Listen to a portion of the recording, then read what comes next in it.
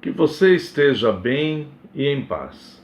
Dando sequência aqui à nossa abordagem sobre as pastorais, as cartas pastorais do apóstolo Paulo, chegamos no capítulo 6 da primeira carta a Timóteo. Lembrando que estaremos avaliando a primeira carta a Timóteo, como estamos fazendo, a segunda carta a Timóteo e também a carta a Tito. Bem, vamos analisar aqui então já os que não estão acompanhando e quiserem acompanhar. Temos 5 vídeos anteriores a estes, onde abordamos os 5 primeiros capítulos desta carta. Hoje entramos, como eu disse, no capítulo 6. Vamos ler o verso 1. Todos os servos que estão debaixo de jugo considerem dignos de toda honra o próprio Senhor, para que o nome de Deus e a doutrina não sejam blasfemados. Ele usa o termo aqui, debaixo de jugo. O apóstolo Paulo está escrevendo essa carta aqui no primeiro século. E nós sabemos, nós devemos considerar a história da humanidade, a questão da escravidão. A escravidão é algo odioso, horrível, detestável.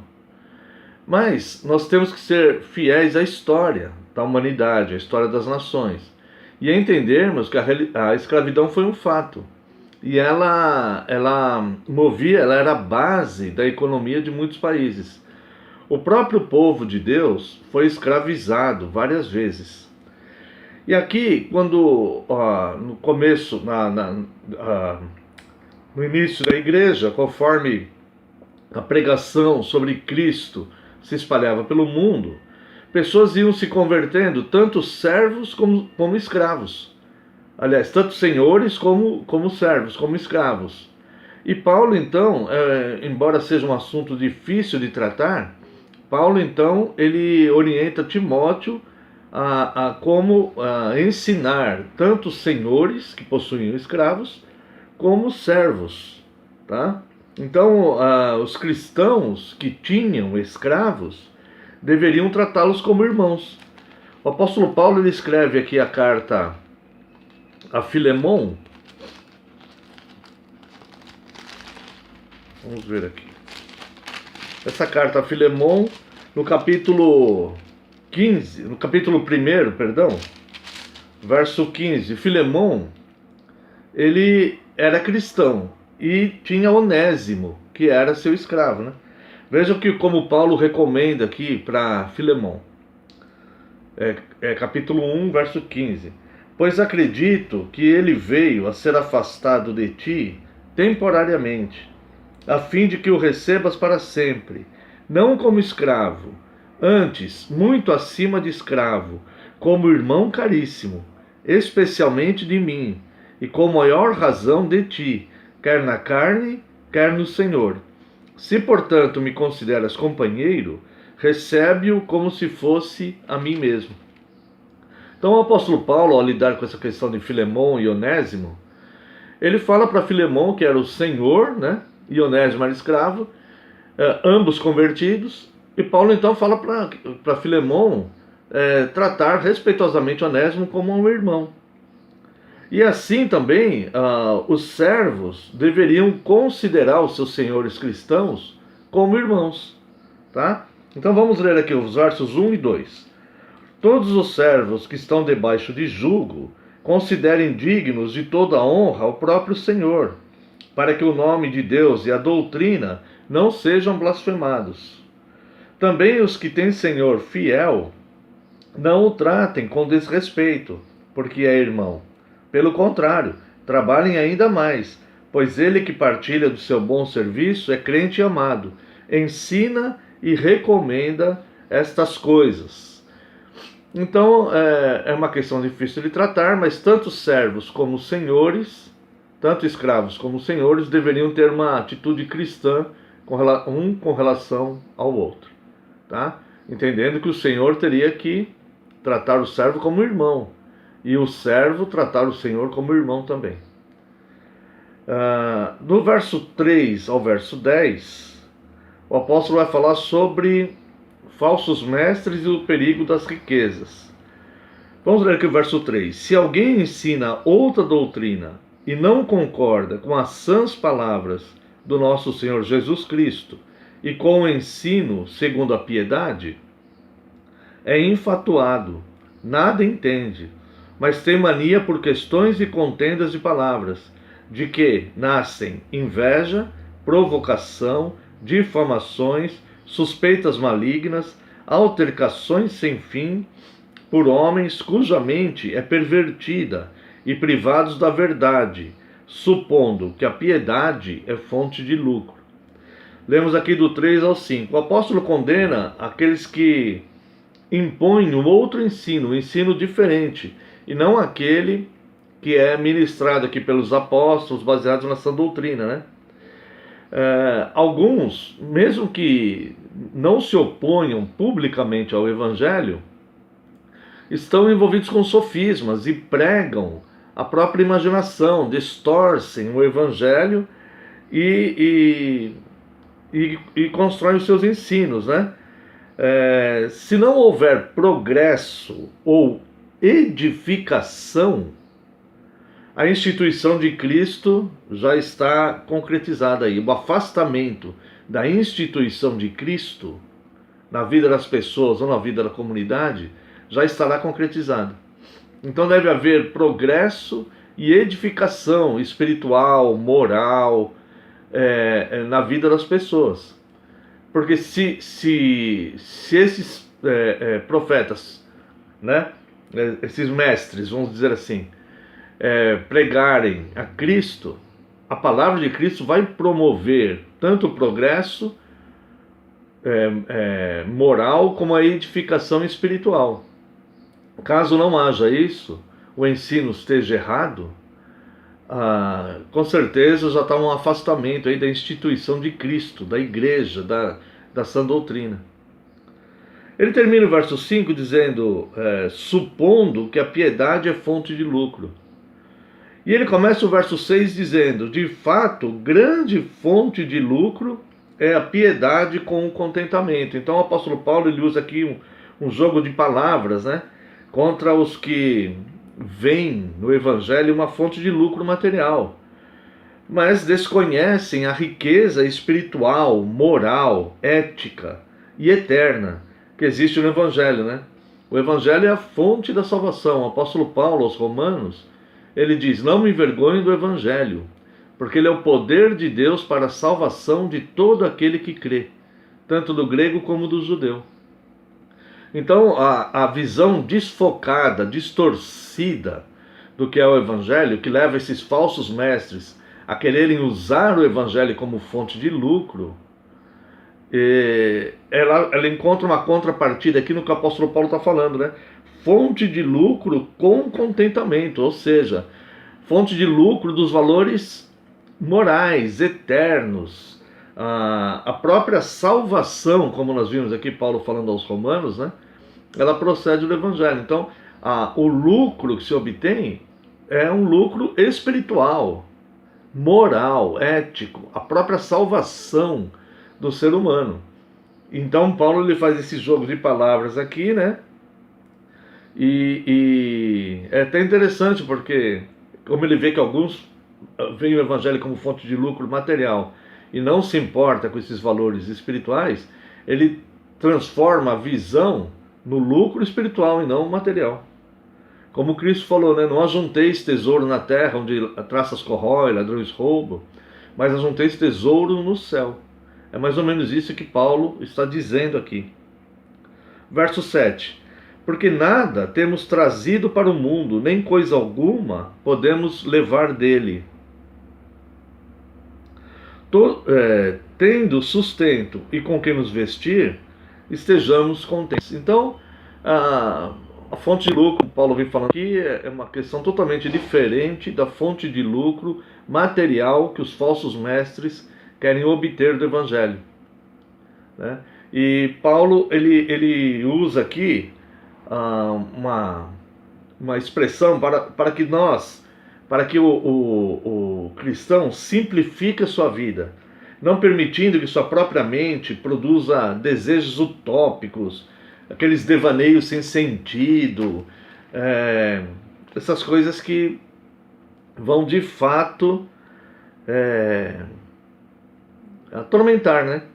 Os que se enredam com esses desejos de riqueza, eles tornam-se os próprios atormentadores de si mesmos. Porque eles começam a exigir o seu desejo, a sua cobiça, começa a desejar tantas coisas e a maioria delas não vai ser satisfeita, essa pessoa começa a ficar atormentada. Então ele é o próprio atormentador dele mesmo. Tá?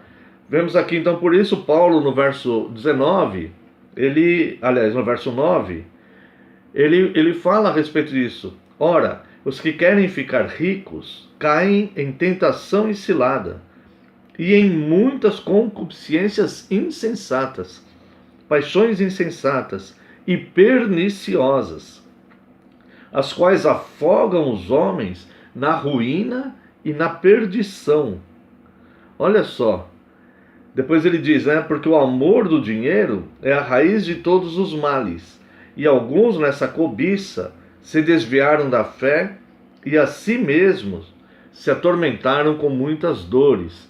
Então, após a exortação que Paulo faz para vivermos contente, descartando a ansiedade, Paulo adverte como é perigoso tornar-se incontrolável e obsessivo os que alimentam essa cobiça. Então não são as riquezas em si mesmas a causa de todos esses males, mas o profundo apego a elas. Mesmo pessoas pobres, elas podem ter esse amor exagerado pelas riquezas, esse anseio, essa ansiedade, esse desejo por enriquecer, né? E muitos se desviaram da fé com esse sentimento. Lembrando que a avareza ela é relacionada à idolatria nas Escrituras. E Paulo conclui aqui dizendo para Timóteo: tu, porém, ó homem de Deus, foge destas coisas. Antes segue a justiça, a piedade, a fé, o amor, a constância e a mansidão. Ao orientar Timóteo a fugir dessas coisas, Paulo contrasta com a afirmação aqui, homem de Deus, tu homem de Deus. Ou seja, a busca daquelas pessoas que são de Deus não é pelos bens materiais desse mundo. É claro que a pessoa pode, de forma honesta, enriquecer, trabalhar, conquistar coisas, né? Como já dissemos outras vezes. Mas ela não pode ter aquele apego a essas coisas, apego exagerado. Ela tem que estar com o seu coração voltado para Cristo, para o Evangelho. E para estes valores que contrastam com o anseio, a obsessão, esse amor incontrolável pelo dinheiro, né? Olha só as virtudes que Paulo apresenta aqui. Tu, porém, ó homem de Deus, foge destas coisas.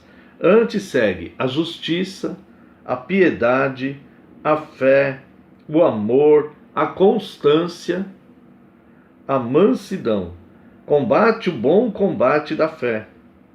Toma posse da vida eterna, para a qual também foste chamado, e de que fizestes a boa confissão perante muitas testemunhas. Tá? Então, não se deixe enredar pelos valores do mundo, pelos desejos, pelas paixões do mundo, entre elas o dinheiro. Fala que o amor do dinheiro é a causa de muitos males, né? Não o dinheiro em si, mas o amor ao dinheiro, o amor do dinheiro, né? É a causa de todos os males. Quando ele entra no verso 13, ele diz assim: exorto-te perante Deus. Aqui nós vemos com uma veemência num apelo solene. Mostra claro a importância que Paulo quer exaltar aqui entre discernir os valores da fé e os valores do mundo. Perceber que aquele jogo de palavras que ele fez, né, fonte de lucro, né? Os falsos mestres pensam no evangelho como fonte de lucro material. Na verdade, o evangelho é fonte de lucro moral, ético e espiritual. ao ponto de culminar com a salvação do indivíduo. Então ele faz um apelo solene aqui, né? Exorto-te perante Deus. Isso causa aqui uma solenidade, dá uma ênfase muito grande aqui, né? Exorto-te perante Deus que preserva a vida de todas as coisas, e perante Cristo Jesus, que diante de Pôncio Pilatos fez a boa confissão. Essa boa confissão, ela é simplesmente maravilhosa, porque ela foi em silêncio. Pôncio Pilatos, Cristo, diante das acusações que Pilatos falava para ele, você está sendo acusado disso, daquilo, o que você tem a dizer, Cristo ele ficou quieto ali.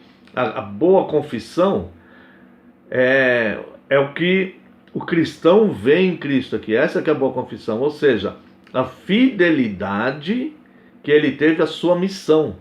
O sangue de Cristo derramado na cruz é muito superior que qualquer palavra que ele usasse em sua defesa. Ele não queria usar a palavra em sua defesa, mesmo sendo inocente, porque ele veio com essa finalidade e com essa missão. Aquilo já estava predeterminado, né?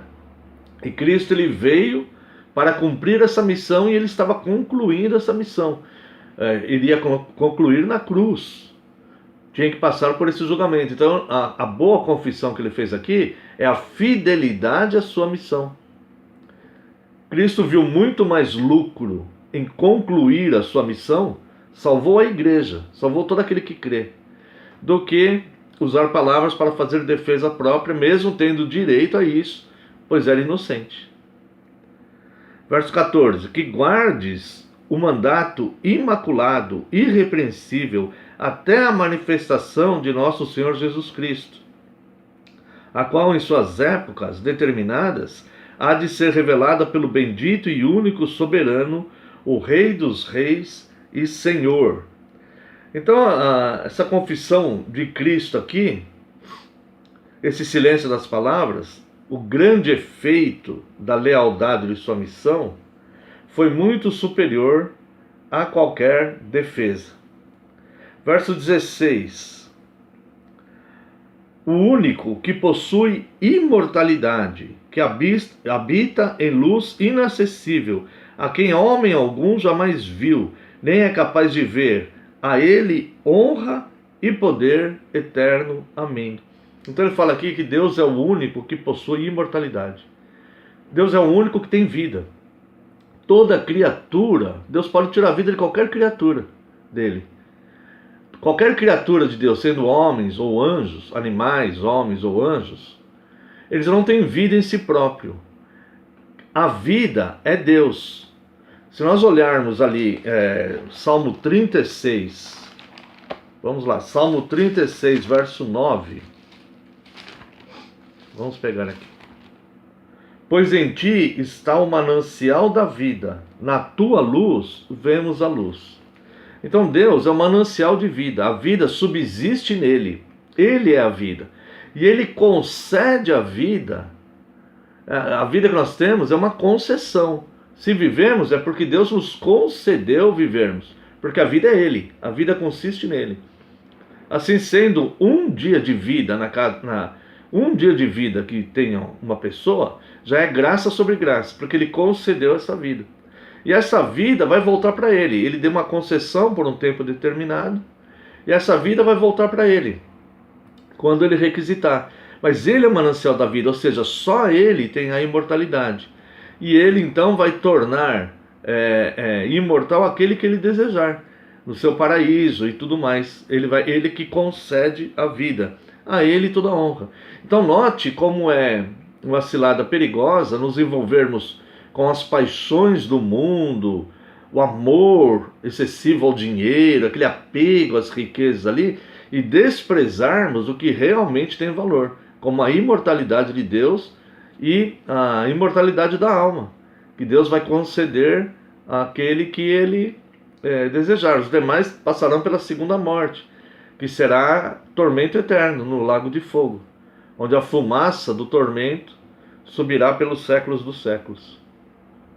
E Paulo continua tratando este assunto e dá uma orientação a Timóteo como ele deve exortar os ricos, aqueles que já são ricos, para ensiná-los a não colocar o coração nas riquezas, nem esse profundo apego às riquezas, né?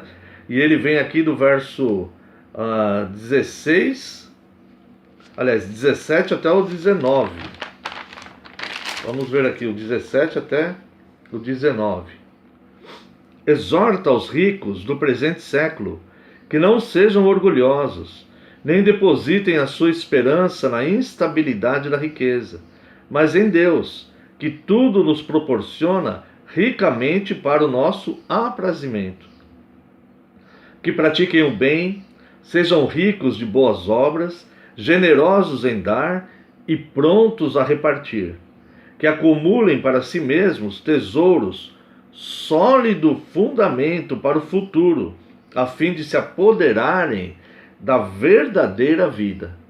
Então a verdadeira vida ela ainda está por vir.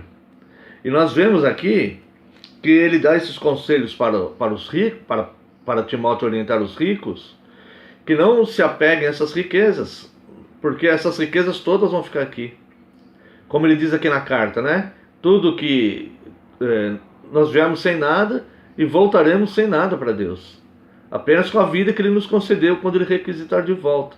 Então, não aproveitar o tempo que estamos aqui para desenvolvermos os valores eternos pode representar aí algo muito perigoso.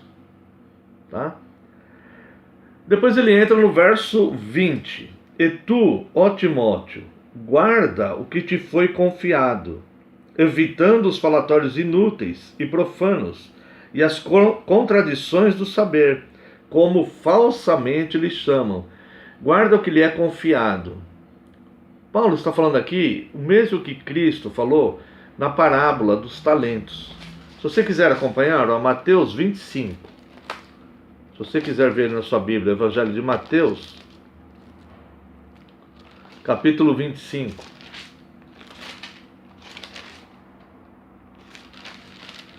A partir do verso 14. Prestemos bastante atenção. Pois será como um homem que, ausentando-se do país, chamou seus servos e lhes confiou seus bens. A um deu 5 talentos, a outro 2 e a outro 1.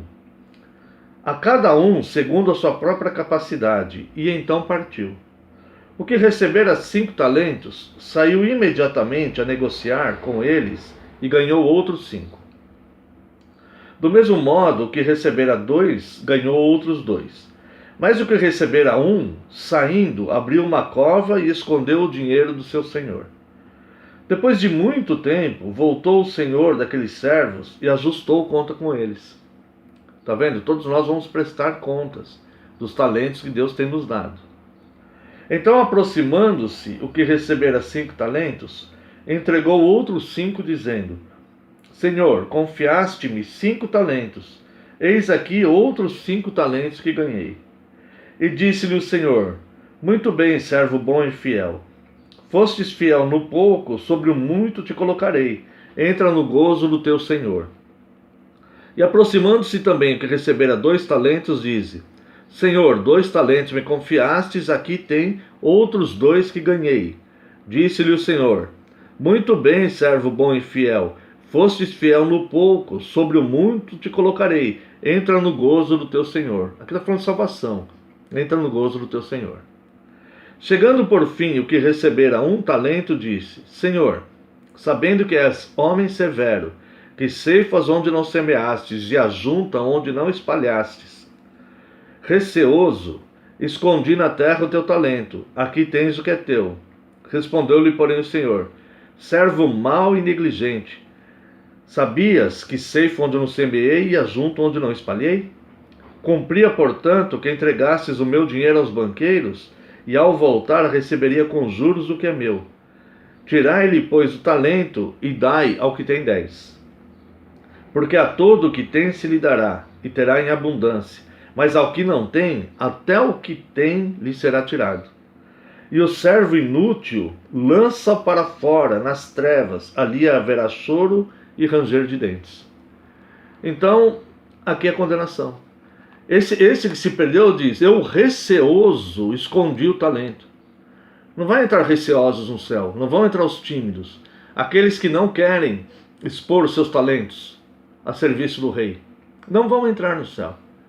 Todo talento e toda boa dádiva, todo dom perfeito, vem do alto, dos pais das luzes, conforme diz Tiago, capítulo 1, verso 17. Então mesmo o ímpio, o talento pessoal, o talento natural que ele tem, a habilidade que ele tem para alguma coisa, é concedida por Deus. Ninguém tem nenhum tipo de talento que não seja concedido por Deus. Existem os dons espirituais e os dons naturais. Tanto os dons espirituais para a igreja, como os dons, as habilidades naturais, que Deus dá para todos nós, inclusive para os ímpios, procede de Deus. Todo dom. E aquele que não usa esses dons para honrar a Cristo, honrar aquele que tem imortalidade, o único que é Deus, que tem imortalidade, que não usa seus dons para o crescimento do reino, para cuidar das pessoas, para os valores que foram ditos aqui: justiça, piedade, fé, amor, constância, mansidão, o respeito às pessoas, enfim, tudo que o ensino bíblico nos orienta, não entrarão no céu, seja por receio, por timidez, ou por má vontade, ou por preocupações com as coisas deste mundo. Então aqueles que são ricos, se são ricos, é porque Deus concedeu isso. Mesmo que ele tenha lutado, foi Deus que concedeu a força, a inteligência, as oportunidades que ele teve. Deus que concedeu. E ele então deve colocar seus talentos a serviço do reino de Deus também, na justa medida da fé, sem criar assistencialismo, tal conforme nós já vimos aqui nas cartas anteriores, fazendo com justiça, com planejamento, com inteligência, né? Não doando tudo para os pobres, como dizem, porque senão ele vai ficar sem nada, né? Mas todos os recursos que ele tem, ir usando na medida da fé, repartindo, cuidando das pessoas, né? Fazendo aquilo render mais, né? Mostrar a Deus esse talento que ele recebe de bens materiais, fazendo aquilo render mais e sempre usando em favor aí do reino de Deus, tá? Depois vemos aqui, né? Verso 20: e tu, ó Timóteo, guarda o que te foi confiado. Assim, esse aqui é o que nós estamos estudando. Evitando os falatórios inúteis e profanos e as contradições do saber, que falsamente lhes chamam, né? Contradições do saber. A Vulgata Latina, uma das suas primeiras traduções, talvez a primeira, a original, aqui não está contradição do saber, está vaidade das vozes, tá? Então, Paulo está orientando Timóteo a não confundir a sã doutrina com a vaidade humana, não confundir o ensino bíblico com a imaginação humana, tá? Não confundir aquele que é dotado da capacidade para ensinar de fato a Bíblia com aquele que imagina ter um conhecimento próprio acerca da sã doutrina, uma interpretação pessoal. Não existe interpretação pessoal das Escrituras. A Bíblia interpreta a própria Bíblia, né? A própria Escritura, tá bom? Então ele fala, né? E tu, Timóteo, guarda o que te foi confiado, evitando falatórios inúteis e profanos e as contradições do saber, a vaidade das vozes, tá? Não confie na imaginação humana, mas vai seguindo o que ensina as Escrituras e ensina a sua congregação sobre as Escrituras e não sobre a sua imaginação ou o que você pensa que sabe sobre as Escrituras, mas sim o que as Escrituras dizem de fato. Não existe interpretação pessoal. Ah, mas eu interpreto assim, a minha visão é essa, pega essa visão. Não existe. Só existe uma interpretação. Só existe um ensino correto da Bíblia, que é a Bíblia explicando a própria Bíblia. Tudo é contextual e tem que estar fundamentado, né? No fundamento que é Cristo. O apóstolo Paulo fala, né? Eu, como bom construtor, lancei o fundamento. Agora cada um constrói em cima, mas o fundamento não pode ser mudado. O fogo provará a obra de cada um. Se construiu com pedras preciosas, ouro e prata, resistirá. Se construiu com feno, palha ou madeira, essa obra não resistirá. E finalmente o verso 21, né? Pois alguns, professando, se desviaram da fé. A graça seja convosco. Então ele termina com uma bênção, né? A graça seja convosco. Irmãos e irmãs, aqui nós terminamos a primeira carta do apóstolo Paulo a Timóteo. Se Deus nos permitir, no próximo vídeo abordaremos a segunda carta a Timóteo, tá? O título será Pastorais 7. E estaremos então seguindo até o último capítulo de Tito. Espero que tenha sido proveitoso e para a sua edificação e, acima de tudo, para glorificar a Deus. Que Deus abençoe a sua vida.